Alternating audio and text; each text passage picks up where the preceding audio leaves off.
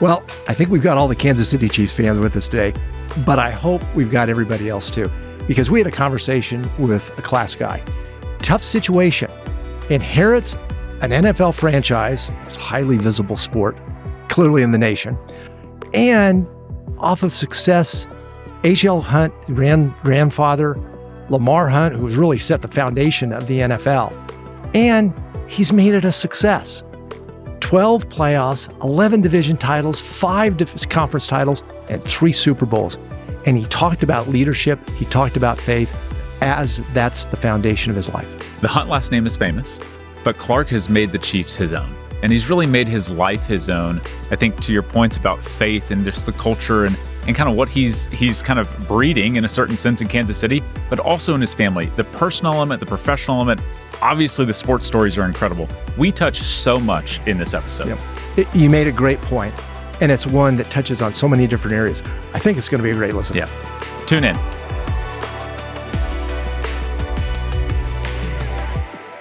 Welcome to Intersections, where we take a multi-generational look at the critical issues facing America. Tom, kick us off today. Clark Hunt, it's a pleasure to have you. Clark is the head of Hunt Sports Group, been involved in 3 different MLS franchises, FC Dallas here, involved and leads the ownership of the Kansas City Chiefs. And I would tell you, if you open the dictionary, look up class guy, you're going to find a picture of Clark Hunt. Good discipline, strong principles, and a man of faith. We're going to have a good conversation. Let's start out. Iconic family background. Grandfather was H.L. Hunt, legendary. Father, Lamar Hunt, legendary. Your mother, Norma Hunt, was a leader in this community, both from a philanthropic and an art standpoint. Talk about being raised in a household like that. Well, first of all, it's great to be on with you all today. And I did grow up in a very special home. My parents, they were tremendous parents, first of all. Then they were also involved in a lot of things, both here in Dallas as well as in Kansas City. They taught me a lot of things. They were very supportive. Always attended my sporting events. And in a lot of ways, I don't think it was, a much different home than a lot of other kids.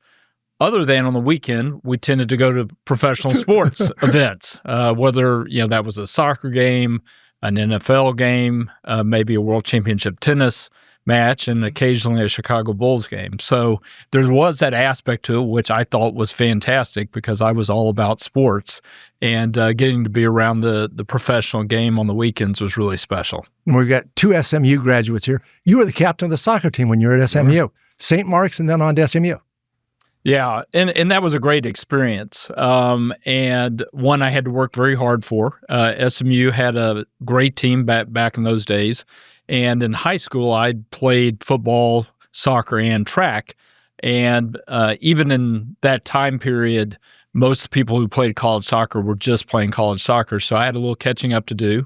But I worked hard and ended up having a great experience and learned a lot from it. I want you to talk a little bit more about your mother. We focus on Lamar, and we'll come back to him. But your mother was really a driver in this community. My sense is a driver in the family. And attended 57 straight Super Bowls. Yeah. She was a very special woman. And I think most importantly, she was the perfect match for my father. In fact, while they were dating, one weekend, my dad took her to 5 football games. High school game, a couple college games, and a couple pro games across 3 days.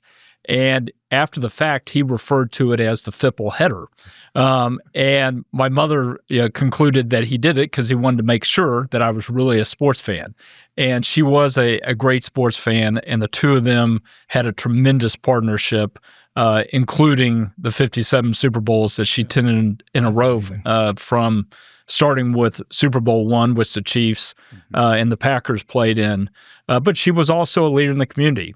She did a lot for the community, both in Kansas City and in Dallas, and I think really helped my dad with all of his various business enterprises. Yeah, well, while we're in family, I want to touch into your family. So married and 3 kids. Just talk about what having your family around and kind of not necessarily in the business, but around at the games means to you, and just how you get to do that with them. Yeah.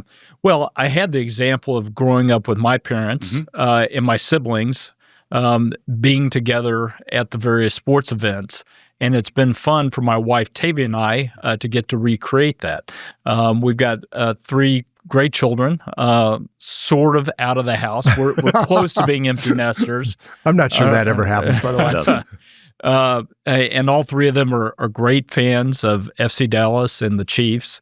And we love being able to get together at games on the weekends. We're sort of that stage in life where they're going in different directions, but we'll still come together to attend Chiefs games and root on the Chiefs. So you had up a large operation, got multifaceted with the sports. We talked about the MLS, but especially the NFL, with all of the visibility that it receives in our economy and in our society today. As you go back to that growing up stage, what lessons have you taken that you saw your father lead the organization really as an entrepreneur and then build it up as the league came up?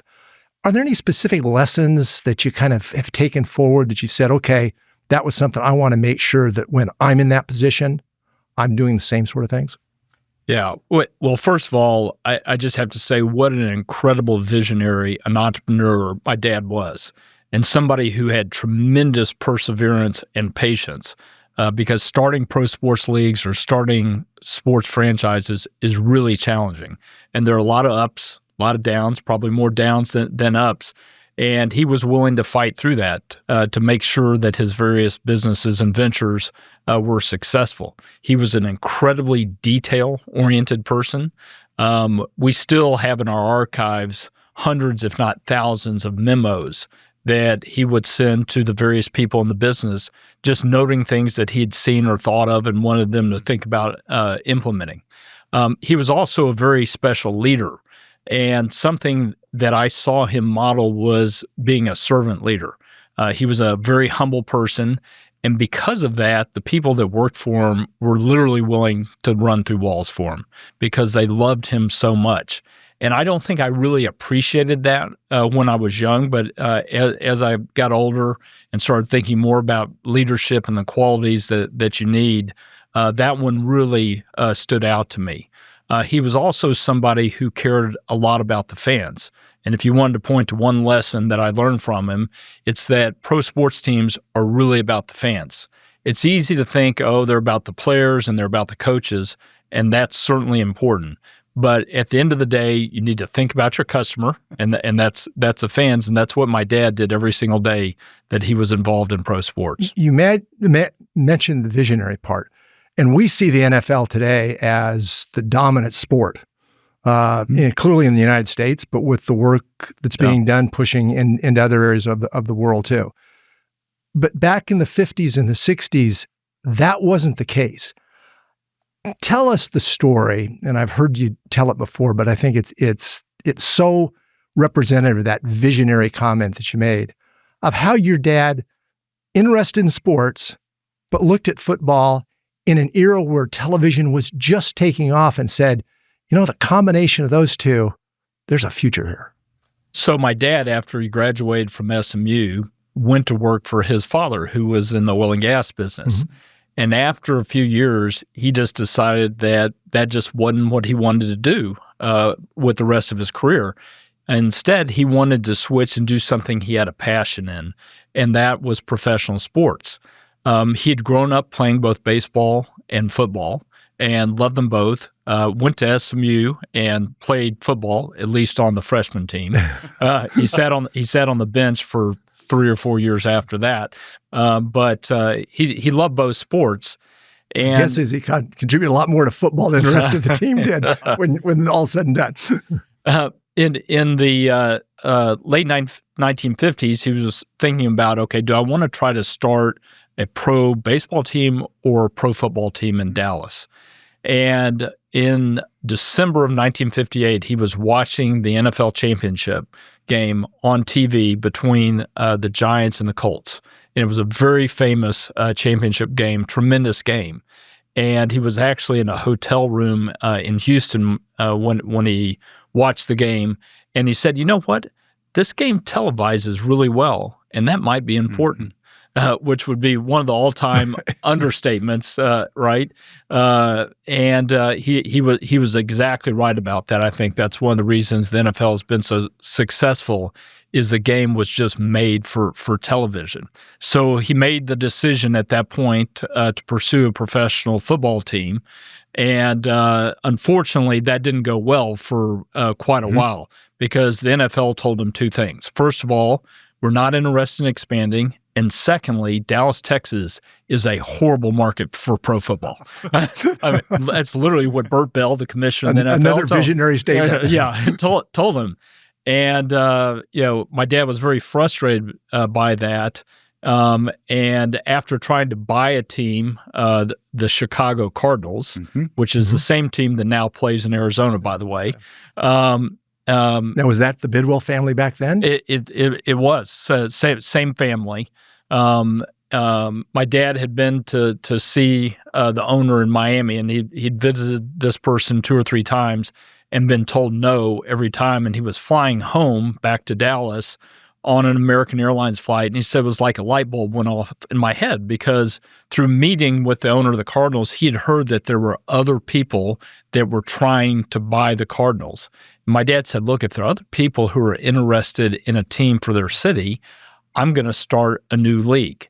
And so he asked the stewardess for some stationery, and he took that American Airlines stationery and drafted the business plan for the American Football League. Incredible. Which that document's obviously in the Pro Football Hall of Fame. Yeah. We have a copy of it as well in our Hall of Honor in Kansas City.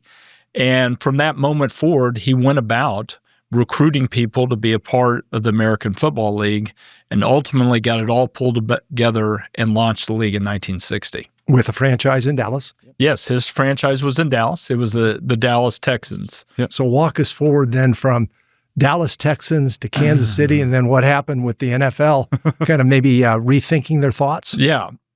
So during this process, when my dad was trying to organize the American Football League, the NFL at first acted like they didn't care. And they largely took that stance because they were under antitrust scrutiny from Congress. In fact, my dad went to a hearing in Washington where Burt Bell, the commissioner of the NFL, was being questioned by Congress. And Burt Bell said, we're all about competition. In fact, Lamar Hunt, who is sitting in the back of this courtroom, is going to start a new league, and we're so supportive of that.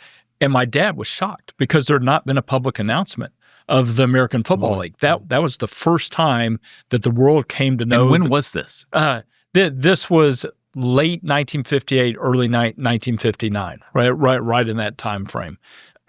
And my dad was shocked, but anyhow, he continued on his pursuit of getting it pulled together. And sure enough, the NFL, after thinking about it some more over the coming months, decided that maybe a new league that they'd have to compete with wasn't such a great idea. And they made the decision to start a team in Dallas because the best way to put the American Football League out of business was to put the founder, Lamar Hunt, out of business. And so that's how the Dallas Cowboys were created. They recruited Clint Murkison to be the owner. And so in 1960, not one but 2 pro football teams started playing in Dallas, both in the Cotton Bowl. In this city that was supposed to be a horrible TV market and a horrible market overall. Yeah, that's exactly right. I mean, just tremendous irony there. So fast forward a little bit. I think there's a neat story about ultimately the leagues come together and there's this creation of this thing called the Super Bowl. Can you tell us how that all kind of came to be and how it was named? Yeah, sure. So with the 2 leagues competing in the 1960s, the war between them just really escalated. There was competition not only for fans, but there was competition for the players. There were actually 2 drafts, so a lot of players would be drafted by the NFL and drafted by the AFL. And then there was a big battle to see who could be signed. And that just caused salaries to escalate. And so by the time we get to the mid-1960s, the NFL decides that, we've got to make peace and we've got to figure out how to merge these 2 leagues. So they reached out to my dad, and he had a meeting here in a car parked at Love Field with one of the representatives from the Cowboys who had been sent to tell them that, look, we're ready to merge. And so they sort of talked through the terms of the merger at Love Field. And later in 1966, they began having meetings to try to formally figure out how to merge the two leagues. In one of those meetings, they were talking about this new championship game that would be needed because there was an AFL champion and an NFL champion. Now you needed a new championship game. And one of the owners asked my dad, which game are you talking about? Are you talking about one of the conference championship games or are you talking about this new championship game? My dad just said, no, I'm talking about, the last game, the final game, the Super Bowl. And he just threw it out there. And everybody in the room sort of, sat back and looked at him, and then they went back to their business. Pete Rozelle, who was the commissioner of the NFL by this time, heard about it, and he hated it. In fact, he actively disliked it because he thought it was unsophisticated. And that is the reason why the first two Super Bowls were called the AFL-NFL World Championship game. And it wasn't until we get to Super Bowl III where the NFL really began to adopt the term Super Bowl. And that was the first time the AFL, quote-unquote, won. That's right. The AFL won that game. Joe Namath and the Jets won that game. And then the next year, my dad's Chiefs beat the Minnesota Vikings. And then by the end of that year, which was the 1969 season, the two leagues were fully merged from that point forward. My dad was later asked, where in the world did Super Bowl come from? And my dad said, well, I'm a big fan of college football, and I've been to a bunch of bowl games, particularly Cotton Bowl games. He'd gone to 30 or 40 straight Cotton Bowl games at one point in his life. And my wife bought these new toys for our children this past Christmas, and my kids were bouncing them all over the house. And I think, that it just stuck in my mind, and that new toy was a Super Bowl. So that's where the Super came from, and he just merged it with Bowl, and that's how we got Super Bowl. So you're a role in it. So I was alive, and my mom did buy me one, but I was literally 1 year old. And so won you. Yeah. I don't think I was bouncing mine over the house. I think it was my older siblings who deserve the credit for that. But you got to fill in a hole.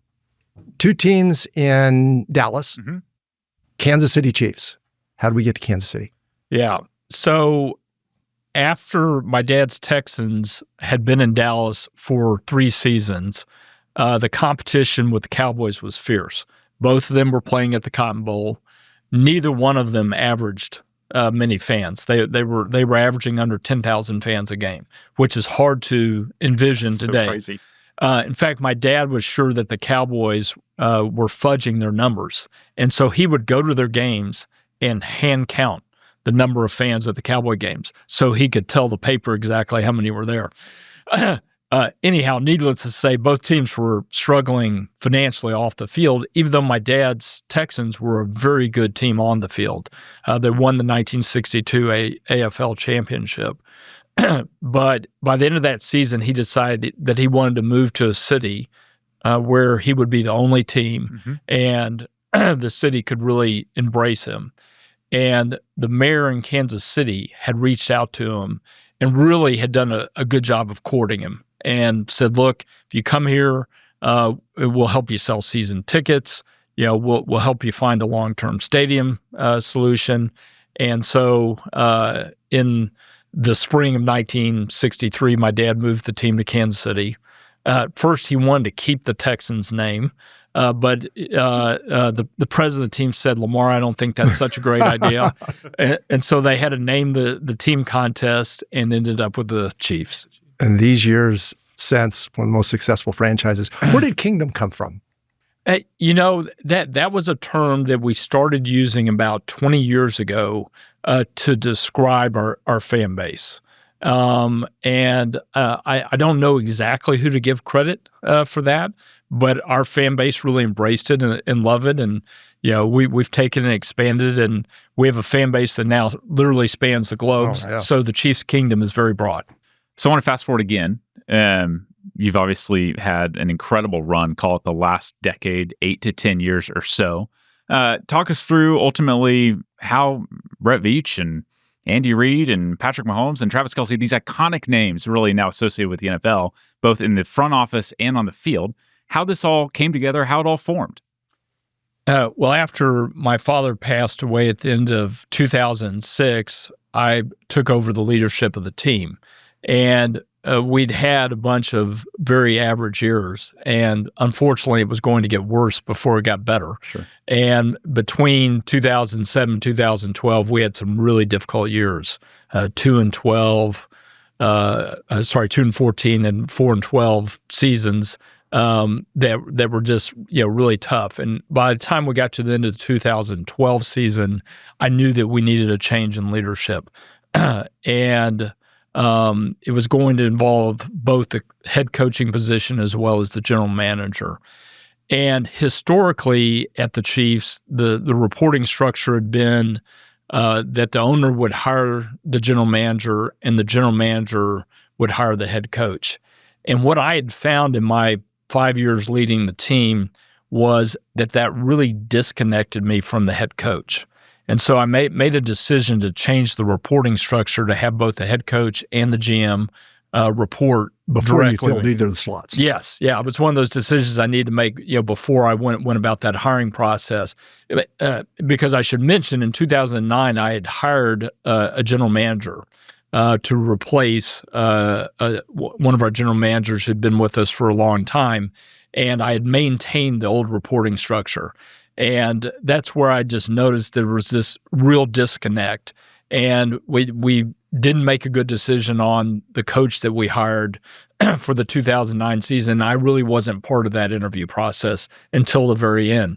And this go round, I wanted to be the person who was selecting the head coach. So we make this change in structure, and by an incredible blessing, the Philadelphia Eagles made the decision to fire Andy Reid. And Andy had an incredible 14-year run as the head coach of the Eagles, had taken them to 4 conference championship games, had made 1 Super Bowl, that unfortunately didn't win it, but he'd really done well there. But the last couple of years, the success had tailed off a little bit, and he'd had some personal tragedy in his family as well in his last year in Philadelphia. So the one question I had in my mind as we started the interview process with him was whether he was ready to jump back in, because it had been such a hard year. But you really saw Andy at that point as kind of your lead candidate, at least? So absolutely. I mean, you very rarely get a coach who's been that successful, still in the prime of his career. But many pundits around the NFL were really down on him. And they were saying, Andy really needs to step back, take a year or 2 away from the game, and then come back. So we set up multiple interviews the first week of the first week following the regular season. And Andy was in the middle of that on a Wednesday. And I took my team to Philadelphia, and we interviewed him in the FBO in Philadelphia. And it was supposed to be about a 3 or 4 hour interview. And he was actually going to leave later that day for an interview on the West Coast, right? Yeah. He had 2 more interviews set up. One with the Arizona Cardinals and one with the San Diego Chargers. And I didn't know that at the time. But I did notice that there was a plane sitting out on the tarmac that had its door open. And, we get to sort of the 3 hour, 4 hour mark, and he and I both discovered that we just had tremendous chemistry. And I think we both had a sense that, hey, this is probably going to work out. And so he made the decision not to get on that plane. And again, I didn't know this at the time, but our interview ends up going 9 hours, if you can believe that. Just to show you what good chemistry there was. So what did you? So a 9 hour interview for largely one of the highest visible positions in the U.S. economy. Yeah. Talk about that interview. How did you structure it? How did you go in? What did you want to know about? And how did this play out over the course of 9 hours? Yeah. Well, I had brought our team with us. So it wasn't just me, because I wanted to give him exposure to all the senior leaders in the Chiefs organization because I knew that would be important to him, and I wanted my team's input on what they thought. We had one really distinct advantage, which was the president of the club, whose name is Mark Donovan. He's still with us. Had worked in Philadelphia with Andy. Andy also knew our PR director, Ted Cruz. They had intersected at some Super Bowls in the past. So having the two of them in the room was very helpful. And, in terms of things that we talked about, we obviously talked a lot about football, talked a lot about his family. He wanted to know a lot of things about my family, about me, wanted to know about our facilities. And, we covered all that, and he had those conversations with the team as well. I think, one of the most important things that I learned from it was he was ready to get going again. He thought the best thing for his family was not to sit out, but was to get right back in it, because that's sort of what his family does and had been doing for a long time, and he thought it would be best mentally for him to do it. And I could just tell that he was the kind of experienced, mature leader that we needed at that point. We actually had some pretty good players. We had 6 players make the Pro Bowl coming out of 2012, which is very hard to do when you only win 2 games. Yeah, so there was some talent on our roster, and Andy saw that, felt we needed to upgrade at the quarterback position, which he was able to do. And he joins the organization, and in 2013, we win 9 straight games to open the season. If you can just imagine the contrast, from going from winning 2 games the entire season in 2012 to now winning 9 straight games, just shows you what a great coach he is. But you made an organizational decision of how to have that head coach report to you. Not a lot of franchises do that. I don't think you're the only one, but not a lot do that and had a separate reporting relationship.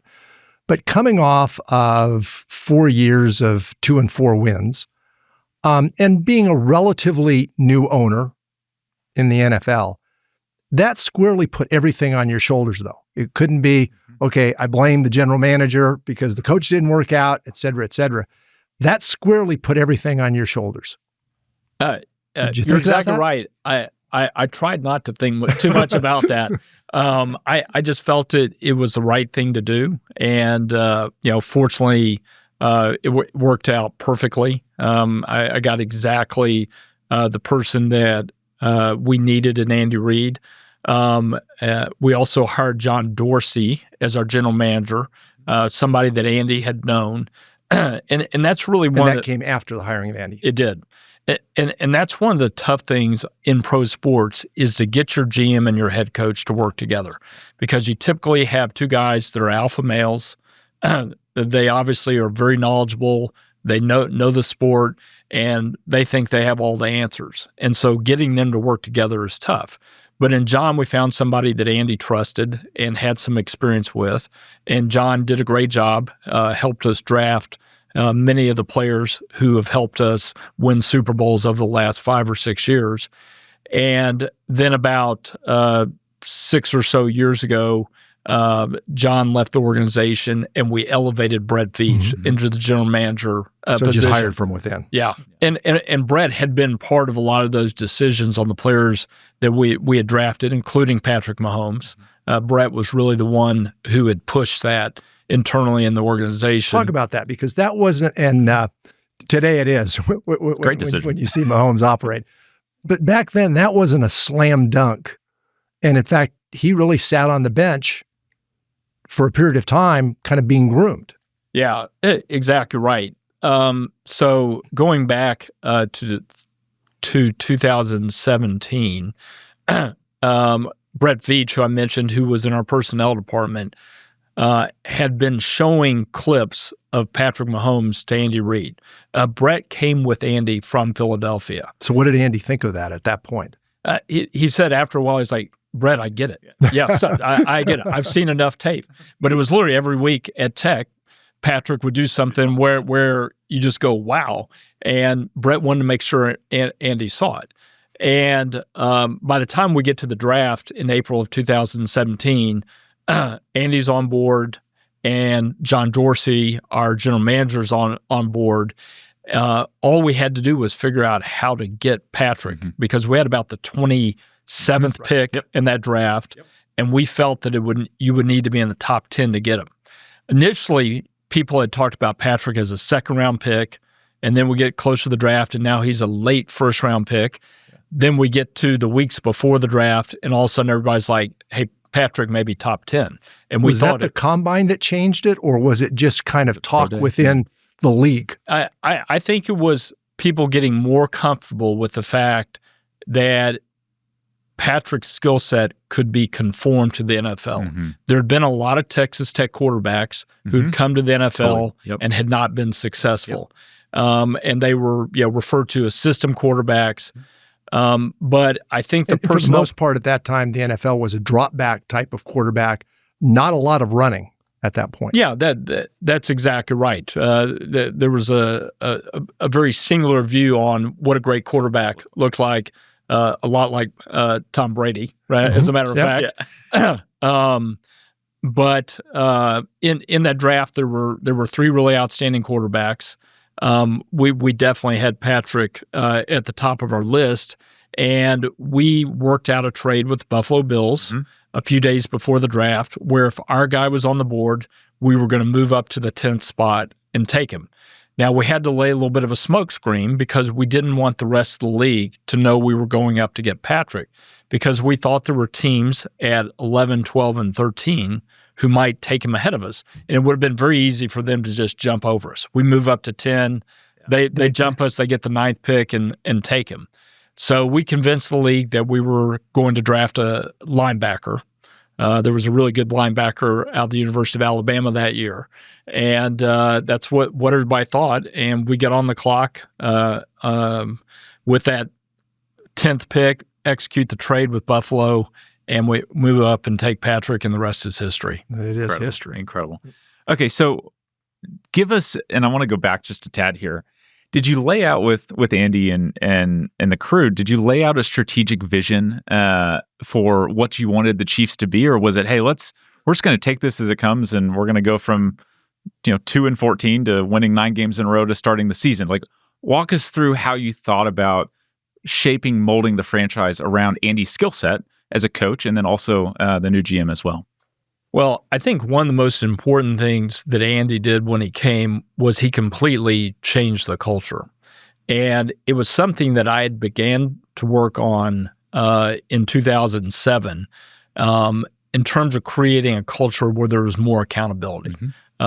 Even though the Chiefs had a lot of success in the 90s and the early 2000s, one of the things that I noticed immediately was there was a real lack of accountability. And Andy just embodies that. He's all about the details. He's about accountability. He's about treating all the employees, including the players, with tremendous respect. I think one of the things you'll find for any player who ever played for Andy is they have tremendous respect for him because Andy treated them like a man. He didn't always tell them good news, but he told them the truth. And that's what they wanted to hear. And I knew those were qualities that Andy was bringing. And so on the football side of the operation, the great thing was I didn't have to try to do anything. In fact, for my role, it's really hard to do that. That's got to come from your head coach and ideally from the leaders in your locker room. And part of getting that right is making sure you have the right type of leaders in the locker room. And we had some good ones going all the way back to Andy's first year. So Alex Smith, we got to talk about Alex. We traded with the 49ers. Well thought of quarterback. Yeah, and brought him in. And he had 5 great years with us, including his best year in 2012, Pro Bowl quarterback. And we draft Patrick, and we have them both together for the 2018 season. And you mentioned earlier that Patrick didn't start right away. And again, I think that was part of Andy's genius in how he developed Patrick, because he knew Patrick was young. He was 21 years old when he came out. And being able to watch an experienced professional like Alex Smith, he felt that was something that could help Patrick be the best version of himself. So Patrick doesn't play that first year until the last game of the season when we'd already clinched the division. And he comes in, we were at Denver, and had a really good game, did some special things. And I think it was at that moment we were like, okay, this guy's going to be pretty good. But if you think about the relationships, that creating that culture, the relationship between Alex Smith and Patrick Mahomes, I think you would say was a positive one. And I think of Rodgers, Favre, Rodgers, Love, et cetera. Those didn't quite turn out the same way. How did you create that environment where two individuals, where one must see the young person coming along, but nevertheless cares enough about the team that they work together to make the season a success? Yeah, well, I think really the credit goes to Alex on that. And Alex had seen those other teams and had seen how that environment could be tough. He'd lived that a little bit himself with the 49ers. And Andy didn't tell him, look, you have to teach Patrick how to be a starting quarterback. Andy just told Alex, just be yourself and have the best year of your career. Which he ended up doing, amazingly. But in the process, he was teaching Patrick how to be a professional. And Patrick's a tremendous student, right? And somebody who cares about the details, cares about being the best he can be. And he learned a lot of that from Alex that first year in 2018. And then we traded Alex on to Washington, and Patrick became the full-time starter in 2018, and we've never looked back. So you started with pretty austere years, as you said, when you first took over, and then all of a sudden, you've got a lot of confetti coming down around you, and you're holding this big silver thing. Quite a ride. It's been amazing. We definitely feel very blessed as a family. I feel like the Lord has just brought all these tremendous people into our organization and into our family's life. And they're people who love working together, people who have a common goal, people who have great values. And I really attribute the success we've had to them. It's tough enough to become number one. It's another exercise to stay number one. And, you must be dealing with a lot of distractions now that have come with that success. I think there's an insurance company that's doing pretty well with a couple of your folks. There's a fast food chain that's doing well. And there's some rumor that there's one of your players is engaged to a dancer or something. I don't know what the whole story is on that. How do you deal with the distractions of success? And again, focus on the objective in 2025 of winning another Super Bowl. Yeah. I would say it's become challenging for sure. If you just look at everything that's going on around the team, if you go back a couple decades in the NFL, the business side really didn't intrude into the football side.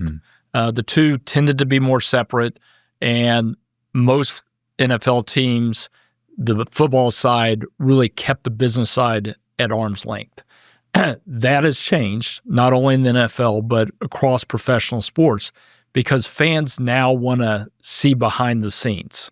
They're no longer content just to show up on Sunday and watch the game. They want to get to know the personalities. And then you have these external factors, like having Taylor Swift dating our star tight end, the fact that we were pursuing our third Lombardi Trophy in a row last year, something that had never been done in the NFL.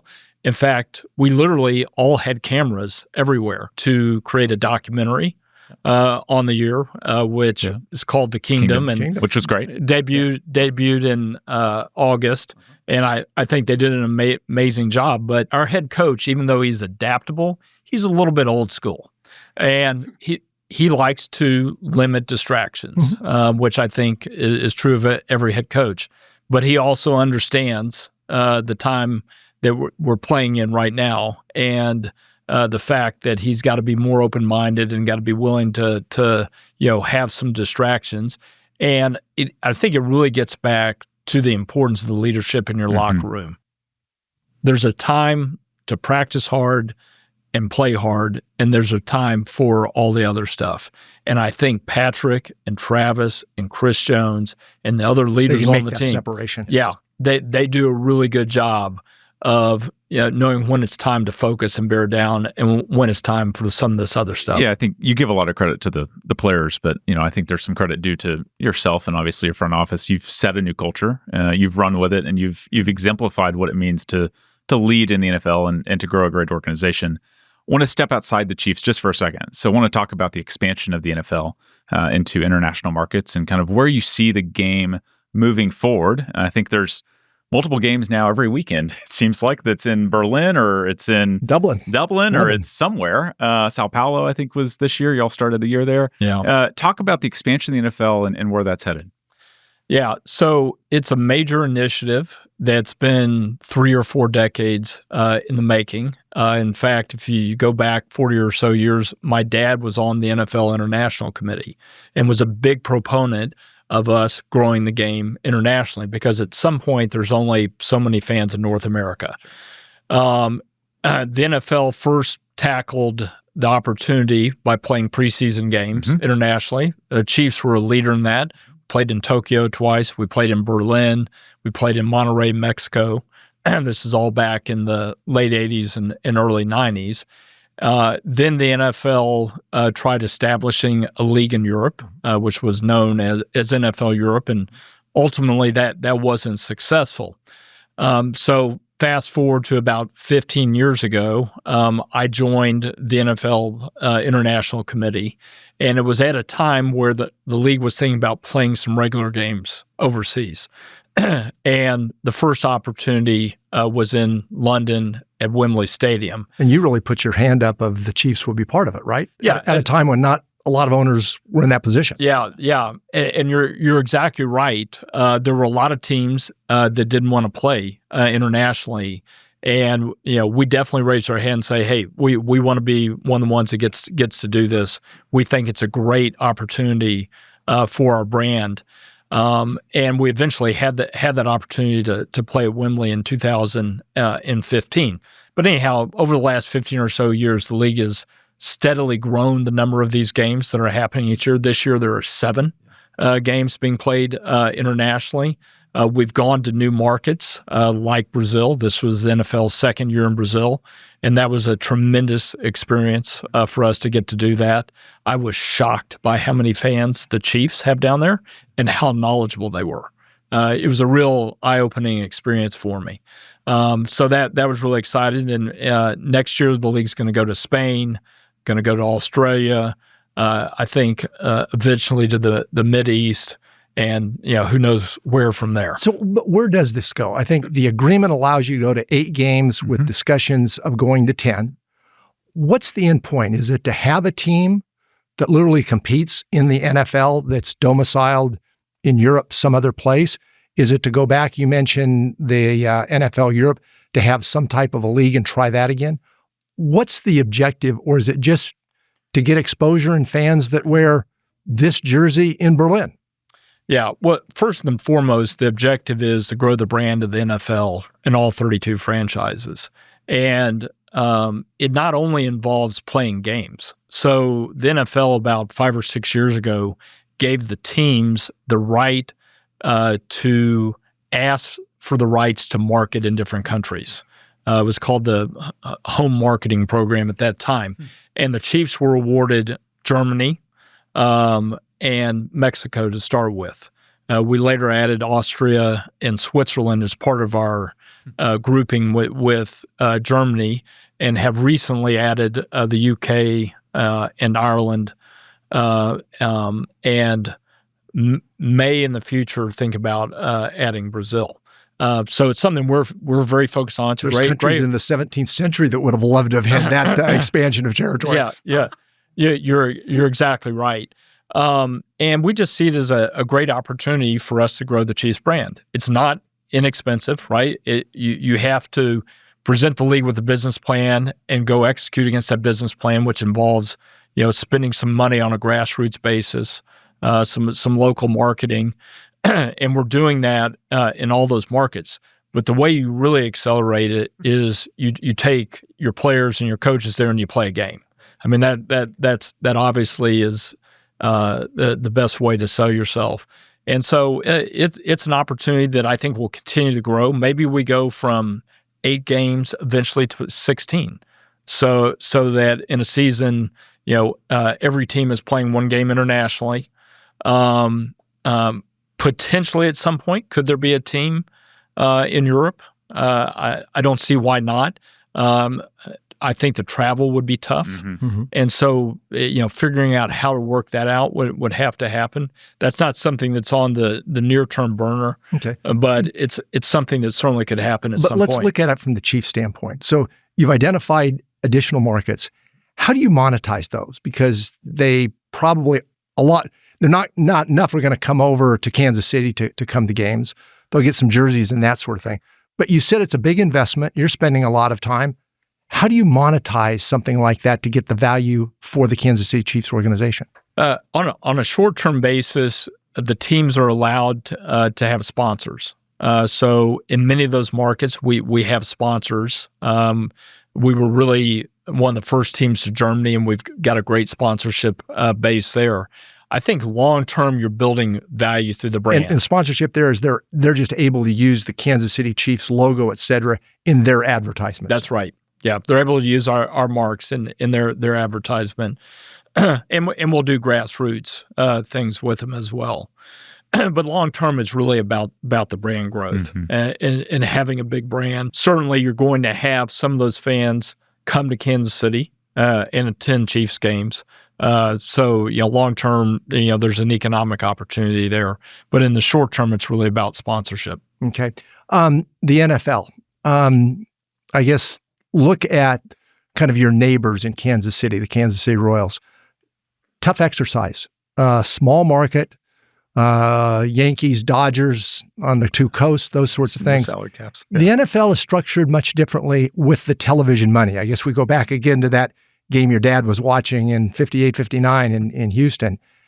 The NFL went a very different way. They took the television money and basically said it's a league, we're going to split it across. Talk about the implications of that in a smaller market like Kansas City, what it allows you to do, but also what that's going to mean for the future of the NFL and the ability to grow, vis-a-vis maybe even baseball. Yeah.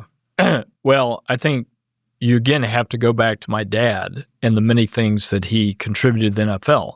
So it was his idea to have the TV money split evenly among the franchises. And when the 2 leagues merged, the merged league adopted that perspective. And it's really one of those things you have to do up front, because once you get going and you have hundreds of millions of dollars of disparity. Talk to baseball today. The Yankees and the Dodgers, that's not a popular conversation. Yeah, that's exactly right. And I think that's something that's really held baseball back, is every year there are really only a handful of franchises that have a chance of winning the championship. Where in the NFL, literally every year, everybody has an opportunity. My dad was all about giving resources to the teams that had struggled the year before. So in the draft, the teams that did the worst get the first draft. So it gives you a better chance to get better fast. Parity is what Rozelle always advocated back when. Yeah. If you look at how the schedule is constructed, if you finished at the top of your division the year before, you're going to be playing the division winners from the other divisions the next year. So you have a tougher schedule. It's something that I feel very unhappy about every year because we're getting the Baltimores and the Buffaloes and the Eagles, every year. But the again, Lions didn't turn out too bad. Yeah. No, with that one turned out all right for sure. But there's just a very different business model between baseball and football. And my dad gets a lot of the credit, and I think it's why the NFL is where it is today from a business standpoint. Fascinating. You're dealing with the tough decision now in Kansas City. You've got a stadium that is, I think probably the best description is loved. Here's one for you. Of all the sports stadiums, what has had the loudest crowd? Arrowhead. decibels of 142, which was the record. Standing next to a jet engine is 140, to give you a feel of that. So I loved it, and that stadium kind of is conducive to that too. You've got a tough decision going forward on what do we do on stadiums. Don't want to get into the details, but give us a thought on how you approach a decision like that, which is a 30 or 40-year decision. And for some franchises, it kind of be easy to a new stadium, but you've got one that your kingdom loves. You're beloved. Yeah. So we do have a very tough decision in front of us. Arrowhead is now about 54, 55 years old. And as you mentioned, it is beloved by sports fans around the world. When I go walk our parking lots, I'm always shocked to meet people, from Canada or from Europe who've come because it's on their bucket list. It's one of those sports facilities that everybody wants to come to at least once, and our fans love it. We have an amazing tailgating culture.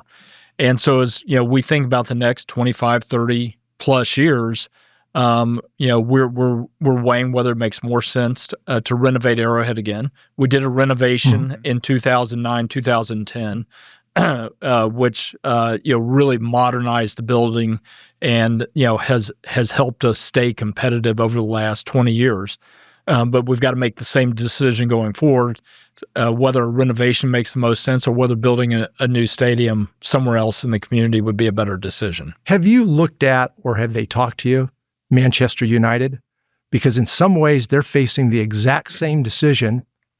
Again, not in London, in Manchester, beloved stadium, but a potential to have 100,000 capacity stadium in a very different situation, but lose some of that Old Trafford feel. Sure. Ironically, I attended a Man U game in January with my son. My son played soccer at SMU, and his career was over come the end of the SMU season, and he wanted to go see some games in London. So I took him to Old Trafford. And on that trip, they actually mentioned that they were thinking about what to do next, whether another renovation or build a new stadium. So, it's a very tough decision because a building like Old Trafford has a lot of history. And the emotions are there. I did the same thing. I took my son last year and we went and saw 2 games. A little bit different watching a Premier League versus NFL. The opposing team has to have 2 rings of police officers standing around them. I haven't seen that in an NFL stadium lately. Not yet. Let's move on to soccer. Obviously, family involvement for decades. Good bridge on that. That was a nice touch. Was nice. Yeah, that was a good touch. That easy? It was good. Thanks, Tom. Thanks for setting me up. Let's move on to soccer, and let's talk actually the World Cup. So World Cup comes next year, and it's returning first time since I think 94. And Arrowhead is one of the places that's going to get to host World Cup matches. Talk to us about just... Well, and you're chairing that, and your brother's chairing the effort here in Dallas. Oh, right. Yeah. So talk to us about the family involvement in bringing the World Cup back and the excitement for what's to come, call it next summer. Yeah. Well, again, I have to go back and talk about my dad because he's a visionary. He really is, sort of the father of pro soccer in the United States.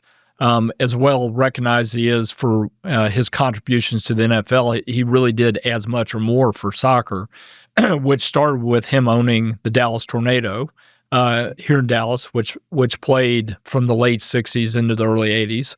Unfortunately, that league went out of business, but when the World Cup was here in 94, part of the mandate from FIFA for the U.S. getting that World Cup was to start a new Division I league. And of course, the first person to raise his hand and say, I want in, was my dad. He just believed in the sport's future here in the United States. And then that was an involvement in both Columbus, Kansas City, and in Dallas. Yeah. We started out with MLS teams in Columbus and Kansas City, and 3 or 4 years into the league, we ended up adding Dallas. So we had 3 teams we were running at the time, which frankly was too many. Hard enough to run one well, but running 3 was well. And we eventually sold Columbus and Kansas City to local investors and have ended up with that FC Dallas. But going back to the 94 World Cup, one of my dad's disappointments was that Kansas City and Arrowhead were not selected.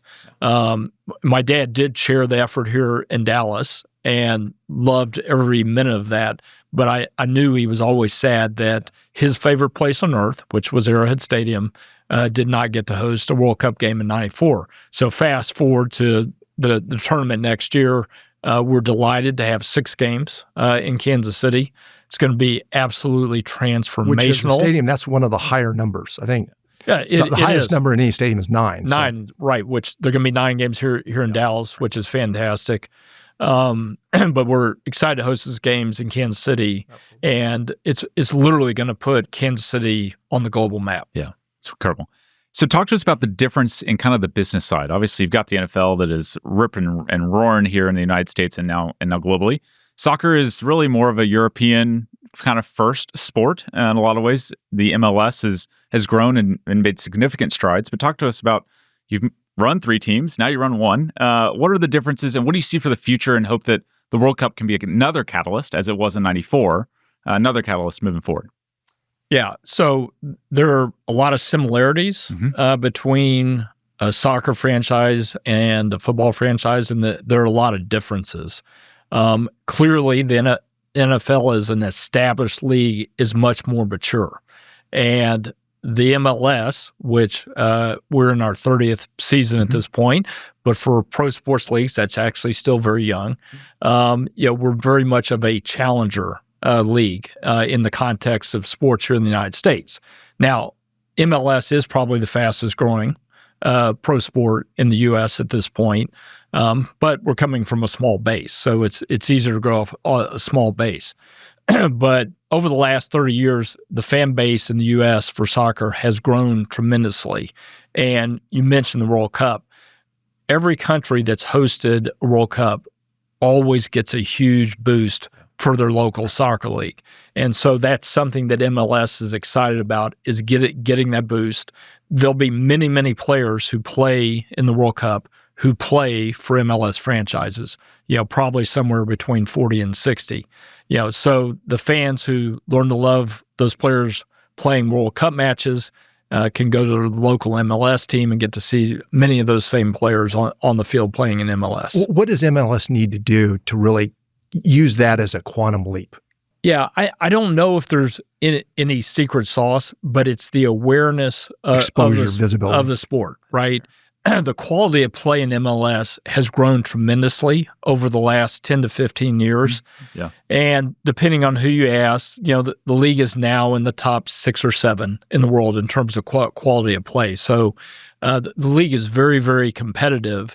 And the fans here in the U.S., for the most part, are pretty savvy. They get to watch a lot of soccer games, whether it's World Cup matches or their favorite club team playing in the Premier League or the Bundesliga or somewhere in South America.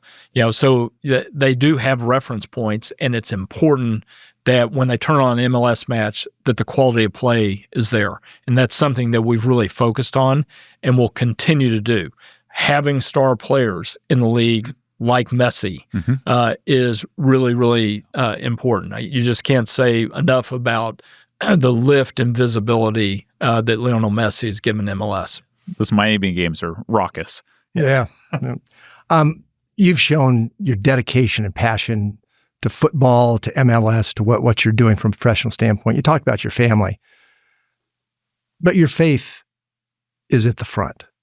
Talk a little bit about your faith and how that influences your family, the work you do in Kansas City, the work you do here with the MLS. Yeah. So I was very lucky to grow up in a family that not only loves sports, but also put their faith in Christ first. And I really saw my parents model that. And I became a Christian when I was very young at Pine Cove Camp, and then grew in my faith from there at Kanakuk camps each summer.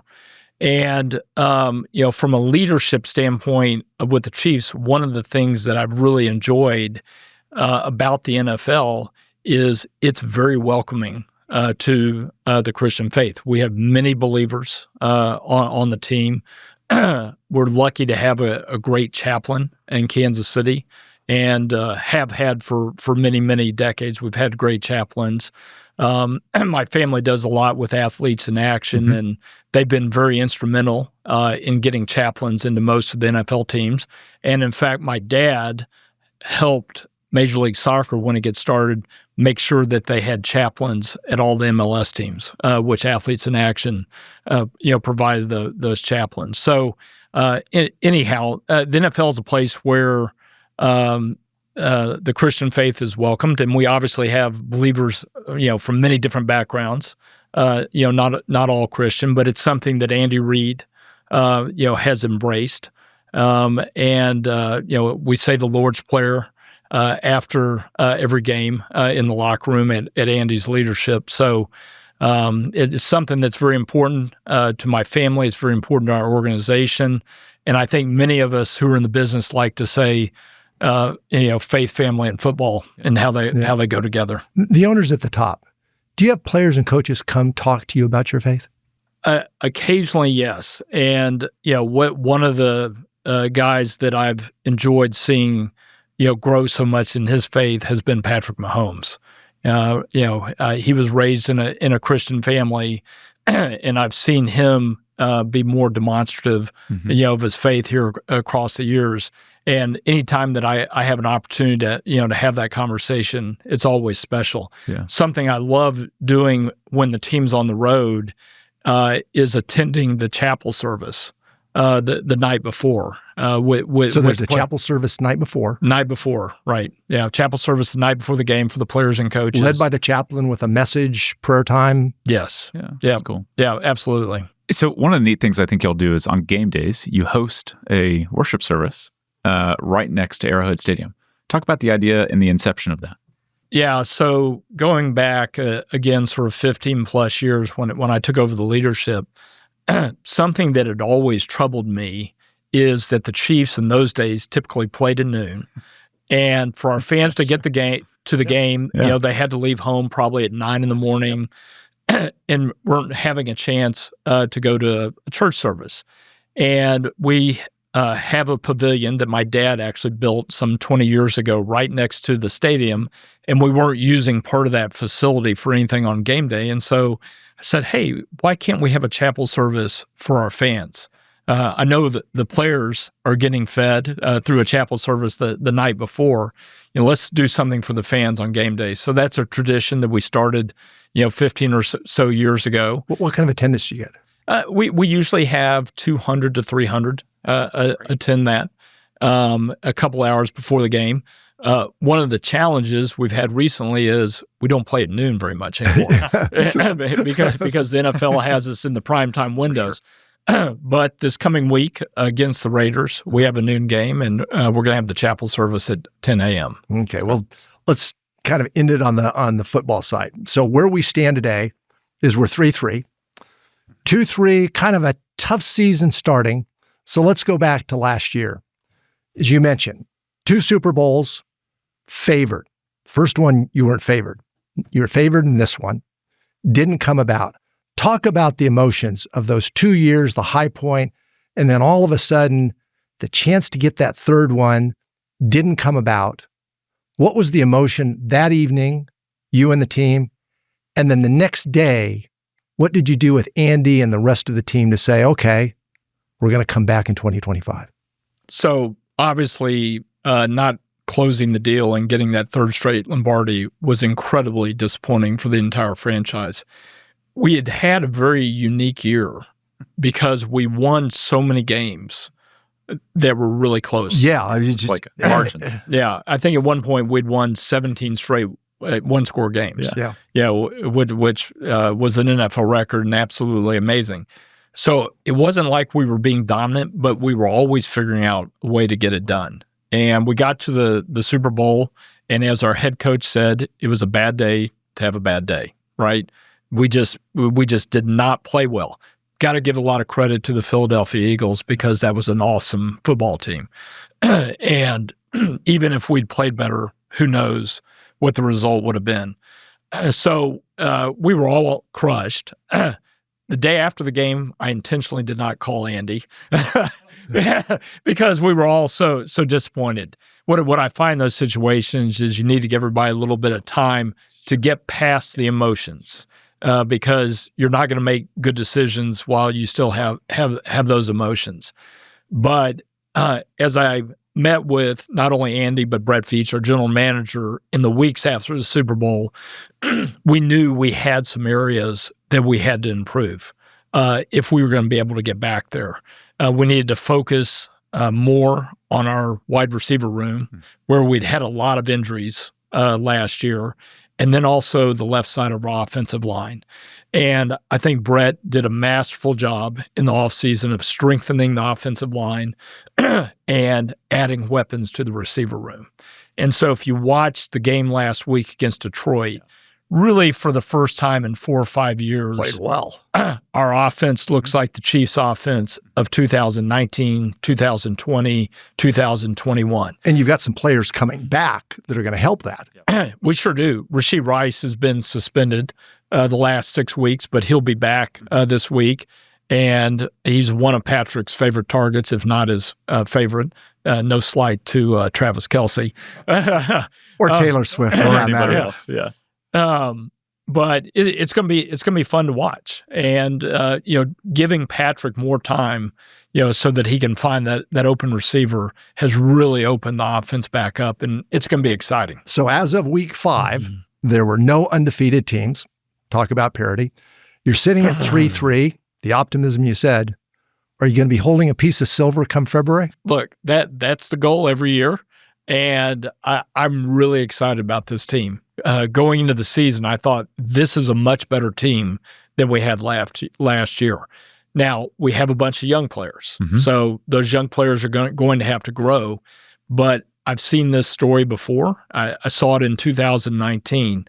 We had a bunch of young players, and they got better throughout the season, and we ended up back in the Super Bowl for the first time in 50 years at the end of that season.